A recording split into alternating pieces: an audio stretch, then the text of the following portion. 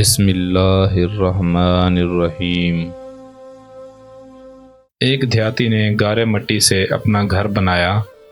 گھر میں اس نے چھوٹی سی 7 مصلوں کی مسجد بھی بنائی، کیونکہ اس کے 7 بیٹے تھے۔ تعمیر مکمل ہوئی تو اس نے بیٹوں کو بلایا اور کہا کہ میں چاہتا ہوں کہ مسجد کی لپائی جنت کی مٹی سے کروں۔ تم سب بھائی جاؤ اور جنت کی مٹی تلاش کر کے لاؤ۔ بیٹے پریشان ہو گئے کہ جنت کی مٹی کہاں سے لائیں۔ باپ کا حکم تھا، 6 بیٹے ڈھونڈنے نکل کھڑے ہوئے، جبکہ سب سے چھوٹا اور 7واں بیٹا بیمار تھا، گھر پر ہی رہا۔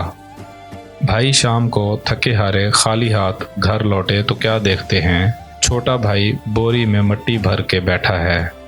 باپ نے پوچھا، بیٹے گھر بیٹھے تجھے جنت کی مٹی کہاں سے مل گئی؟